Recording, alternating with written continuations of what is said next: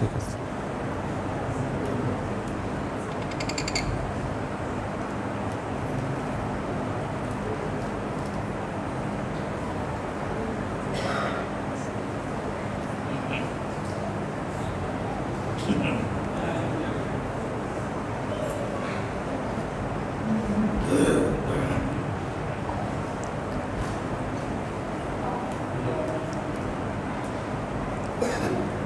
الحمد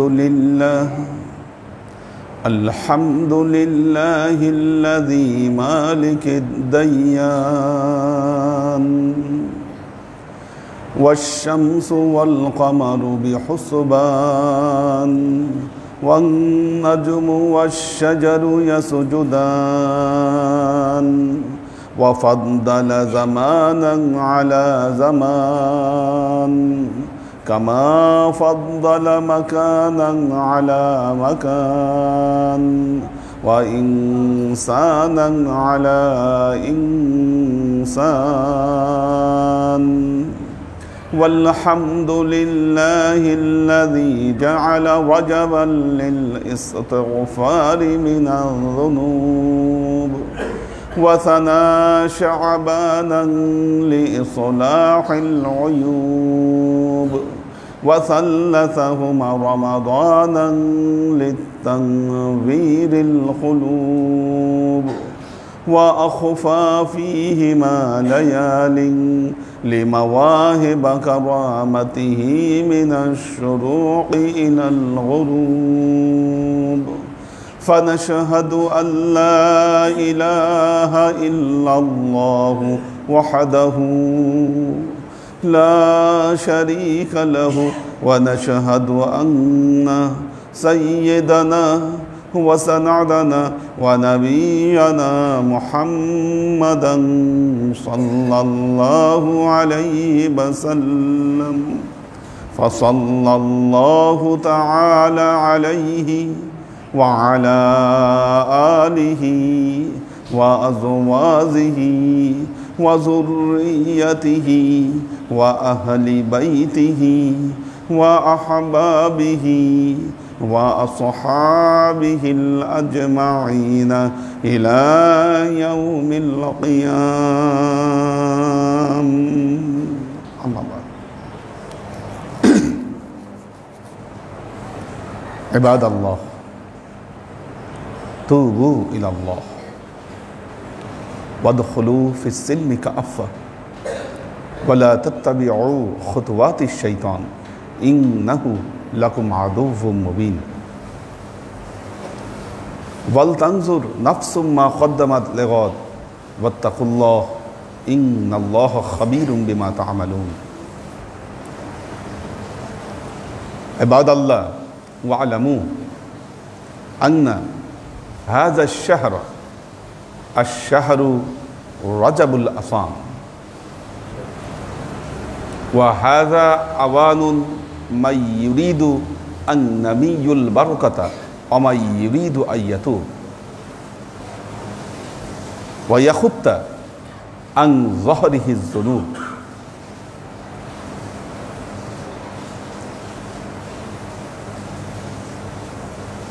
يقال إن رجبا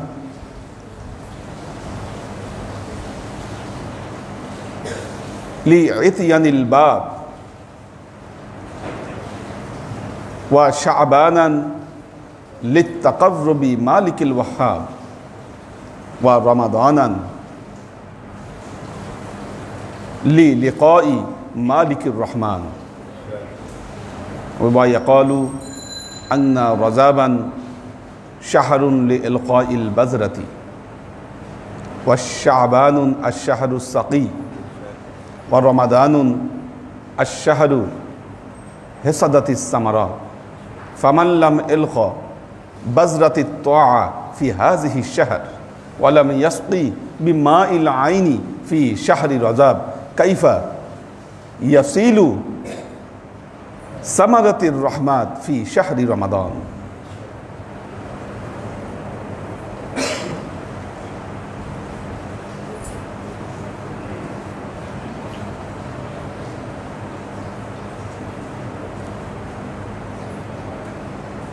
ওয়া আসাম্মা রাসূলুল্লাহ সাল্লাল্লাহু আলাইহি ওয়াসাল্লাম হাযা আশ-শাহরা বিল আসাম মা'a বারকাতিহি ওয়া রাফআতিহি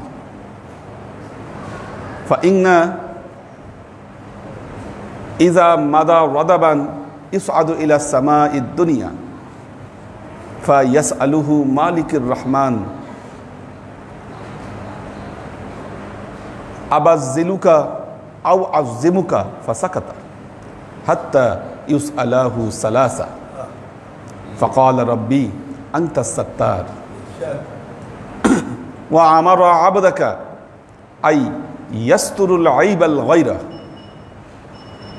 ফাসামিআতু তাআতাহুম ওয়ালা সামিআতু মা'সিয়াতাহুম।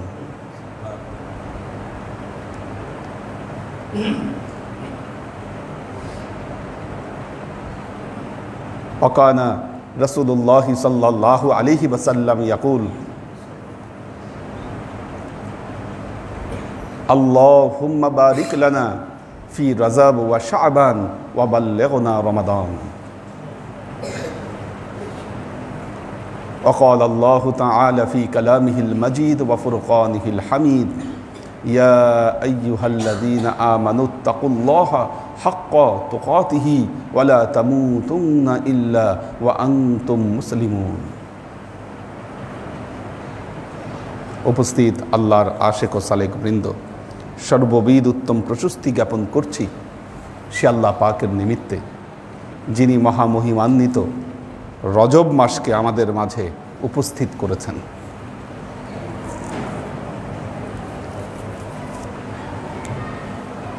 যখন রজব মাস আসতো, আল্লাহ নবী একটি দোয়া করতেন, আল্লাহুম্মা বারিক লানা ফি রজব ওয়া শাবান ওয়া বাল্লিগনা রমাদান।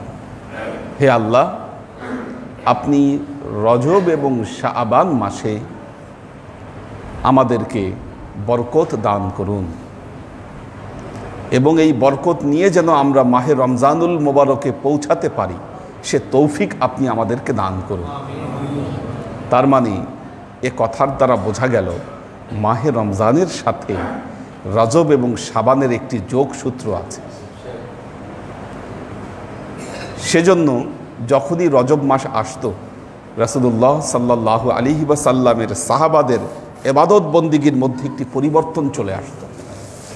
রজব মাসকে তারা বিশেষ সম্মান দিতেন এবং যখনই মাহে রজব আসতো তাদের আমলের মধ্যে একটি পরিবর্তন নিয়ে আসতেন। এত অধিক আমলে তারা নিয়োজিত হতেন, সবাই জিজ্ঞাসা করত, তোমাদের হয়েছে কি? তোমরা কি মৃত্যুর সংবাদ পেয়ে গেছো? এত আমলের কারণ কি? একজন মানুষ তখনই আমল করে যখন সে মৃত্যু সম্পর্কে নিশ্চিত হয়। এখন তোমরা কি মৃত্যুর খবর পেয়ে গেছো যে তোমরা এত আমলে লিপ্ত হচ্ছ? মাহে রজবের কারণে। কারণ মূলত মাহে রমজানুল মোবারকের প্রস্তুতির প্রথম মাস হচ্ছে রজব।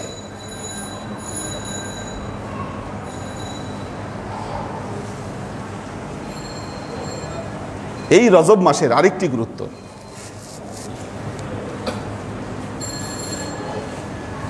আরবি যে পবিত্র মাসগুলো, যেই মাসগুলোকে হারাম মাস বলা হয়, আশআরুল হারাম। দেখুন, পৃথিবীতে সকল জাতি, যত সভ্য জাতি আছে, তারা কিন্তু এক একটা ক্যালেন্ডার ইউজ করে। ক্যালেন্ডার ইউজ করে তারা। এই ক্যালেন্ডার হয় সূর্য দেখে অথবা চন্দ্র দেখে, এর বাইরে নাই। একটা লুনার ক্যালেন্ডার, একটা সোলার ক্যালেন্ডার। আরবরা প্রাচীন কাল থেকেই তারা লুনার ক্যালেন্ডার ব্যবহার করত, অর্থাৎ চাঁদ দেখে তারা মাস, দিন, বছর হিসাব করত। আমরা যেটাকে হিজরি ক্যালেন্ডার বলি। আবার যেটা আমরা মিলাদি বলি, খ্রিস্টীয় ক্যালেন্ডার যেটা, সেটা সূর্য দেখে হিসাব করা হয়। প্রাচীন আরবরা প্রাচীন কাল থেকেই, ইসলামের বহু আগে থেকেই আরবের জাতি, ওখানে যারা বসবাস করত, তারা লুনার ক্যালেন্ডার ব্যবহার করত, চাঁদ দেখে হিসাব করত মাস, দিন, বছর এগুলো। ইসলাম আসার পর, রাসূলুল্লাহ সাল্লাল্লাহু আলাইহি ওয়াসাল্লাম ইসলামের বাণী নিয়ে আসার পর আরবদের যে কালচারগুলোকে একসেপ্ট করেছিলেন তার মধ্যে একটা বড় কালচার ছিল এই লুনার ক্যালেন্ডারকে আল্লাহ নবী স্বীকৃতি দিয়েছেন। পবিত্র কোরআনে এই সম্পর্কে আয়াতও নাজিল হয়েছে, ইন্না উইদ্দাতাশ শুহুরি ইনদাল্লাহি ইসনা আশারা শাহরান। নিশ্চয়ই আল্লাহর কাছেও বছর গণনার নিয়ম, এই 12 মাসে আল্লাহ বছর গণনা করেন। ফিহি আরবাআতু হারামুন, আল্লাহ বলছেন এই 12 মাসের মধ্যে 4টা মাস হচ্ছে হারাম, পবিত্র মাস। পবিত্র মাস 4টা কি কি? সিরিয়াল বাই 3টা, জিলকদ, জিলহজ, মুহররম। আর সিরিয়ালের বাইরে পড়েছে এই রজব মাস। আল্লাহ বলেছেন যালিকা দ্বীনুল কাইয়্যিম, এটা প্রতিষ্ঠিত দিন, এটা প্রতিষ্ঠিত ধর্ম। কাজেই এখানে তোমরা তোমাদের নিজেদের উপরে জুলুম করো না। আরবরা কি করত? বলছে যে আচ্ছা ঠিক আছে 4টা তো পবিত্র, এটা আগে পিছে করত, কারণ এই 4 মাসে যুদ্ধ বিগ্রহ সব কিছু হারাম। এখন রজব মাস আসছে, যুদ্ধ করা দরকার। তা আরবরা বলতো আচ্ছা ঠিক আছে, তাহলে আমরা রজব মাস পরে গণনা করব, এখন যুদ্ধ করা দরকার, আগে যুদ্ধ করি। আল্লাহ এটিকে নিষেধ করেছেন, বলেছেন যালিকা দ্বীনুল কাইয়্যিম, এটি প্রতিষ্ঠিত ধর্ম, এটি প্রতিষ্ঠিত দিন, তোমরা এখানে নিজেদের উপরে জুলুম করিও না, অত্যাচার করিও না। কাজেই দেখুন রজব মাসের আরেকটি বড় গুরুত্ব হচ্ছে এই মাস পবিত্র মাসসমূহের মধ্যে অন্তর্ভুক্ত। এই মাসের সম্মানকে রক্ষা করতে হবে এবং মাহে রমজানুল মোবারকের জন্য এই মাস থেকেই প্রস্তুতি নিতে হবে। রজব মাসকে বলা হয় আশ-শাহরু লিইলকাইল বাযরা, বীজ বপনের মাস। আমাদের নর্মাল জমিতে ফসল উৎপাদনের জন্য কয় মাস লাগে? হ্যাঁ, 3 মাস লাগে। 1 মাসই তার ফসল হয় না। আপনি বীজ ছিটিয়ে দিবেন আর ফসল আসবে, এটা যদি কেউ মনে করে সে তো বোকা। এটার জন্য প্রথমে বীজ ছিটাইতে হয়, বীজ দেওয়ার পরে ওটার মধ্যে পানি দিতে হবে, সেচ কাজ করতে হবে, আর সেচ কাজ করার পর সেখানে ভালো ফসল পাওয়া যায়। কি এই জন্য বলা হচ্ছে ফামান লাম ইলকা বাজরাতি তাআতি ফি হাযিহিশ শাহর, যে ব্যক্তি এই রজব মাসে তার ইবাদত বন্দেগী তাআতের বীজ বপন করলো না, শাবান মাসে চোখের পানি দিয়ে সেখানে সেচ কাজ করলো না, সে কিভাবে আশা করে মাহে রমজানুল মোবারকে সে ইবাদতের ফসল কাটবে? সে এটা কিভাবে সে আশা করে? কি ইবাদতের ফসল তো হবে না। আরো বলা হচ্ছে এই রজব মাস হচ্ছে, দেখেন আপনি যদি প্রেসিডেন্টের সাথে দেখা করতে যান, একদিনে পাবেন আপনি অ্যাপয়েন্টমেন্ট, অ্যাপ্লিকেশন করতে হবে, অ্যাপয়েন্টমেন্ট ডেট হবে, তারপর দেখা করতে পারবেন। কি তো বলা হচ্ছে আর রাজাবু শাহরুন লিইতিয়ানিল বাব, রজব মাস হচ্ছে দরজায় পৌঁছানোর মাস। আপনি যদি দেখা করতে চান আল্লাহর সাথে, কি আল্লাহর সাথে যদি দেখা করতে চান, অ্যাপ্লিকেশনের মাস হচ্ছে এই রজব। ওয়া শাবানুন লিত্তাকাররুবি মালিকিল ওয়াহ্হাব, শাবান মাস হচ্ছে আল্লাহর সাথে নৈকট্য অর্জনের মাস। ওয়া রমাদানুন লিলিকাই মালিকিত তাওয়াব, আর মাহে রমজানুল মোবারক হচ্ছে ক্ষমাশীল আল্লাহর সাথে দেখা করার মাস। কাজেই যে ব্যক্তি আল্লাহর দেখা চান তাকে এই মাহে রজব থেকেই তাকে প্রস্তুতি গ্রহণ করতে হবে। এই রজব মাসের নামকরণ করা হয়েছে শাহরুল আসাম, বধির মাস। কেন এত যার মর্যাদা, তাকে কেন বধির করা হচ্ছে বলা হচ্ছে? কারণ এই রজব মাস যখন আল্লাহর কাছে যায়, আল্লাহ তাকে প্রশ্ন করে যে রজব, তুমি 1 মাস থাকলে আমার বান্দাদের মধ্যে, আবার জিলুকা আও আজিমুকা, তুমি বলো তো আমার বান্দারা তোমার সাথে কি ব্যবহার করেছে, তোমাকে সম্মান জানিয়েছে না তোমাকে অপমানিত করেছে? রজব মাস চুপ থাকে, সাকাতা। এভাবে যখন 3 বার জিজ্ঞাসা করা হয়, তখন সে উত্তর দেয়, রব্বি আনতা সাত্তার, আল্লাহ আপনি তো সাত্তার, নিজের নাম ধারণ করেছেন আপনি সাত্তার। আপনার বান্দাদেরকে আপনি নির্দেশ দিয়েছেন যেন তারা অপরের দোষ ত্রুটিতে গোপন করে। কাজী আল্লাহ আমি 1 মাস ছিলাম, আমি তাদের শুধুমাত্র এতাআতগুলো দেখেছি, ইবাদত বন্দিগিগুলো দেখেছি, আল্লাহ আমি তাদের পাপগুলোকে দেখিনি। এভাবে রজব মাস আল্লাহর কাছে ফরিয়াদ করে। কাজী আল্লাহর আশিক ও সালেক বৃন্দ, দেখেন প্রত্যেক জিনিসের কিছু মৌসুম আছে, প্রত্যেক বিষয়ের মৌসুম আছে। ইবাদতের মৌসুম হচ্ছে রজব, ইবাদত বন্দিগির মৌসুম হলো রজব। যে ব্যক্তি এই দেখেন পৃথিবীতে মানুষ 2 ধরনের। যখন মেলা হয়, যখন কোনো কিছুর মেলা হয়, বা যখন মানুষ শুনে যে ওই জায়গায় কিছু ডিসকাউন্ট দিছে, কিভাবে দৌড়ায় মানুষ, কি ভিড় লেগে যায়, লাইন লেগে যায়। কি আল্লাহ তো রজব মাসে বান্দাকে সুযোগ দিয়েছেন। কি প্রশ্ন হচ্ছে, রজব মাস আসার পর মানুষের মধ্যে ইবাদত বন্দিগির লাইন পড়ে গেছে কিনা? আপনি সত্যিকার অর্থে আল্লাহওয়ালা বান্দা কিনা এটা প্রমাণ হবে আপনার অ্যাক্টিভিটিসে, এটা প্রমাণ হবে আপনার কর্মে, এটা প্রমাণ হবে আপনার আচরণে। আল্লাহওয়ালা বান্দা হলে আপনি অবশ্যই এই সুযোগকে কাজে লাগাবেন এবং ইবাদত বন্দিগির দিকে অগ্রসর হবেন। যিনি সত্যি আল্লাহ ভীরু বান্দা, যিনি আল্লাহকে ভালোবাসেন, অবশ্যই রজব মাস আসার পর, রজবের আগে যে আমল করতেন, রজব মাস আসার পর আপনার আমল অবশ্যই বৃদ্ধি পাবে।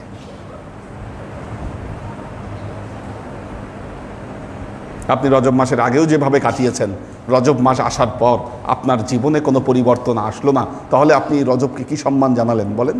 আপনার সম্মানের প্রমাণটা কোথায়? এই মাসে আপনি আগে যা কোরআন তেলাওয়াত করতেন তার চাইতে বেশি করেন। আপনি আগে যা নামাজ পড়তেন, একটা জিনিস খেয়াল করবেন, রমজান মাস আসলে সবার মসজিদে আসার একটা হিড়িক পড়ে যায়। খেয়াল করে দেখবেন, মসজিদগুলো আবাদ হয়ে যায়। আবার রমজান মাস যখন চলে যায়, আবার যা তাই।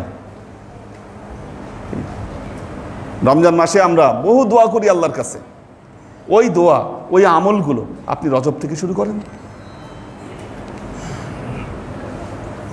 রজব থেকেই আপনি শুরু করেন।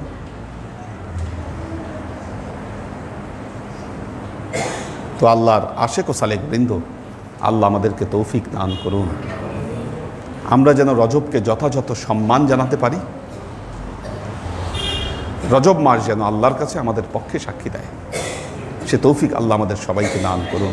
বারাকাল্লাহু লানা ওয়া লাকুম ফিল কুরআনিল আযীম ওয়া নাফা'আনা ওয়া ইয়্যাকুম লা আয়াতি ওয়া যিকরিল হাকীম ইন্নাহু তাআলা জাওয়াদুন কারীমুম মালিকুন বাররাউফুর রহিম।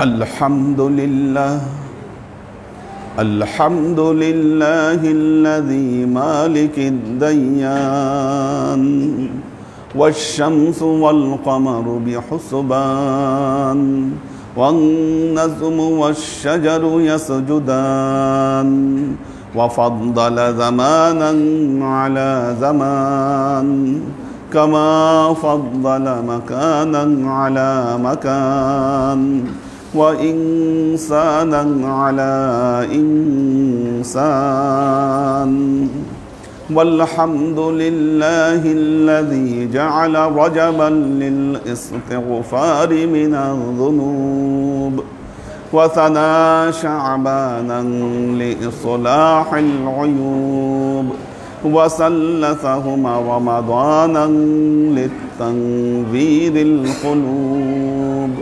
وأخفى فيهما ليال لمواهب كرامته من الشروق إلى الغروب فنشهد أن لا إله إلا الله وحده لا شريك له ونشهد أن سيدنا وسندنا ونبينا محمدا صلى الله عليه وسلم فصلى الله تعالى عليه وعلى آله وأزواجه وذريته وأهل بيته وأحبابه وأصحابه الأجمعين إلى يوم القيامة. أما بعد عباد الله توبوا إلى الله وادخلوا في السلم كافة ولا تتبعوا خطوات الشيطان إنه لكم عدو مبين ولتنظر نفس ما قدمت لغد واتقوا الله إن الله خبير بما تعملون. عباد الله واعلموا أن هذا الشهر رجب الحرام وهذا أوان من يريد أن نمي البركة ومن يريد أن يتوب ويخط عن ظهره الذنوب. عباد الله فاتعظوا بنصيحتي كما أخبركم الآن بخطبتي. بارك الله لنا ولكم في القرآن العظيم ونفعنا وإياكم لا آيات والذكر الحكيم إنه تعالى جواد كريم مالك بالرؤوف الرحيم.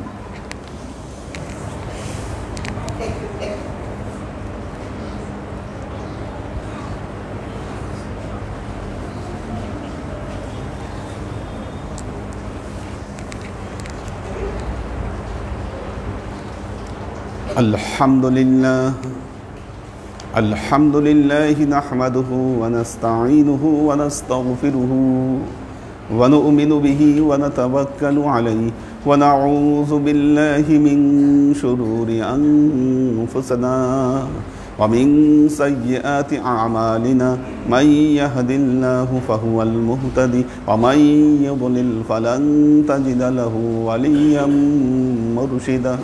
فنشهد أن لا إله إلا الله وحده لا شريك له ونشهد أن سيدنا وسندنا ونبينا محمدا صلى الله عليه وسلم الذي أرسله الله بالحق بشيرا ونذيرا وداعيا إلى الله بإذنه وسراجا منيرا. وقال تعالى إن الله وملائكته يصلون على النبي يا أيها الذين آمنوا صلوا عليه وسلموا تسليما. اللهم صل على محمد وعلى آل محمد كما صليت على إبراهيم وعلى آل إبراهيم إنك حميد مجيد. اللهم بارك على محمد وعلى آل محمد كما باركت على إبراهيم وعلى آل إبراهيم إنك حميد مجيد. اللهم صل وسلم ورحم وبارك على سيدنا ونبينا وشفيعنا وحبيبنا وقرة أعيننا محمد صلى الله عليه وسلم وعلى آله وأزواجه وذرياته وأهل بيته وأحبابه وأصحابه الأجمعين إلى يوم القيامة، خصوصا على صاحب الصدق عامل المؤمنين أبي بكر الصديق رضي الله تعالى عنه، وعلى صاحب العدل والإحسان عامل المؤمنين عمر بن الخطاب رضي الله تعالى عنه، وعلى صاحب الحياء والإحسان عامل المؤمنين عثمان بن عفان رضي الله تعالى عنه، وعلى صاحب العلم والحلم والعرفان عامل المؤمنين علي بن أبي طالب رضي الله تعالى عنه، وعلى تمام العشرة المبشرات والتابعين المهديين. اللهم اهد أئمة المسلمين إلى سنة رسول الله صلى الله عليه وسلم. اللهم اغفر أئمة المسلمين مغفرة ظاهرة وباطنة. اللهم أعز الإسلام والمسلمين. اللهم أت أئمة المسلمين فلاحا عظيما. اللهم انصر من نصر دين محمد صلى الله عليه وسلم واجعلنا منهم واخذل من خذل دين محمد صلى الله عليه وسلم ولا تجعلنا منهم. اعدلوا عباد الله رحمكم الله. إن الله يأمركم بالعدل والإحسان وإيتاء ذي القربى وينهى عن الفحشاء والمنكر والبغي يعظكم لعلكم تذكرون. فاذكروني أذكركم واشكروا لي ولا تكفرون.